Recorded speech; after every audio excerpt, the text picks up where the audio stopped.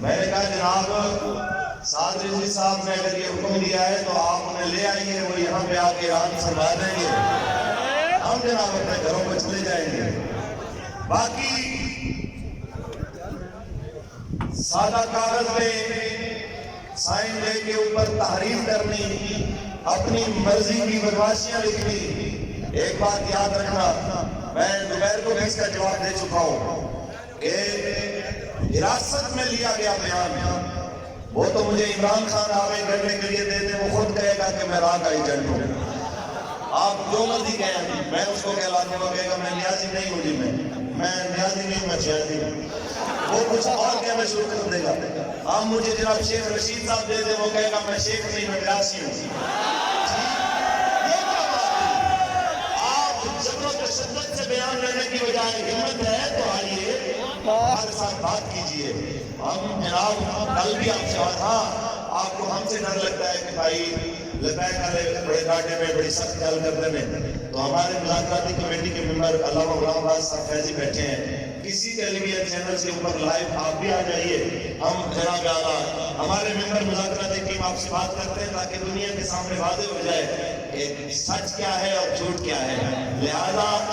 اتنا بندے کو چبل مارنی چاہیے جو چچے بھی چاہیے،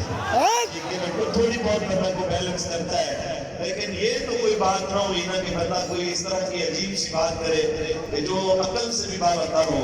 سمجھ سے بھی بالاتر ہو۔ لہذا آپ حساب کتاب سے ویسے بھی ان کو وکیل صاحب کو انہوں نے رکھا ہی اس لیے ہے کہ جو حکومت نے چبل مارنی ہے یہ رفع کرنے کا کام کرتے ہیں، تو لہذا جناب یہاں پہ رفع ہونے والا مسئلہ نہیں ہے، تو بقیہ اترے ہوئے ہیں، آپ کس چیز کو جناب رفع کریں گے؟ بہرحال یہ دھرنا اس وقت ہی اٹھے گا جب فرانسیسی سفیر جائے گا اور ساتھ بھائی آنے آ کے کہیں گے دعا کر کے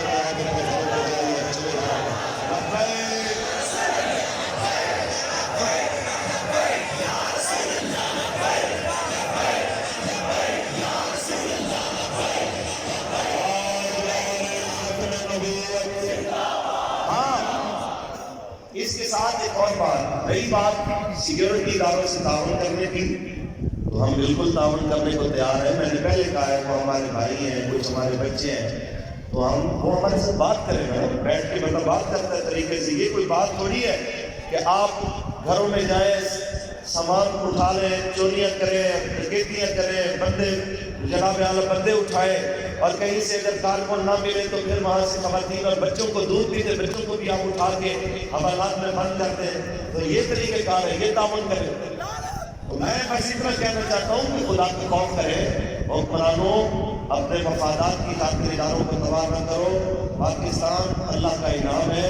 اس کی قدر کرو، اپنے تھوڑے سے مفاد کی خاطر اس کے اداروں کو تباہ و برباد نہ کرو۔ یہ پاکستان ہمارا ہے، پاکستان کے ادارے ہمارے ہیں، پاکستان کی املاک ہماری ہے، نہ ہم اس کی املاک کے دشمن ہیں، نہ ہم اس کے اداروں کے دشمن ہیں۔ میں نے پہلے بھی کہا ہے وہ آپ کے سامنے، اگر آپ کو یاد ہو کہ صحافی نے کہا کہ اگر آپ پہ آپریشن ہوتا ہے تو آپ کیا کریں گے؟ میں نے کہا ہم تو تیار بیٹھے ہیں، کہتے آپ کریں گے کیا؟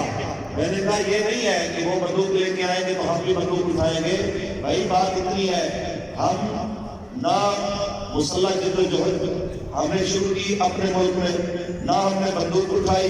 نہ ہم نے بم چلایا، نہ خود کو اس تمباکو کے کلچر کو پرموٹ کیا۔ ہم نے ایک بات کی ہے ضرور کہ یہ گردن ہم نے رسول اللہ کی عزت کے لیے رکھی ہوئی ہے، ہم نے یہ گردن رسول اللہ کے دین کے لیے رکھی ہوئی ہے۔ ہاں اگر 30 لاشیں پہلے گرا کے آپ کا پیٹ نہیں بھرا،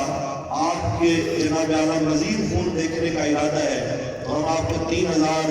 30,000 30 لاکھ جتنا جناب کو چاہیے وہ سارا لہو دینے کو تیار ہے، لیکن نظریہ ہمارا وہی ہے کہ من سب کا نبیہ، من سب کا نبیہ، من سب کا نبیہ، من سب کا نبیہ۔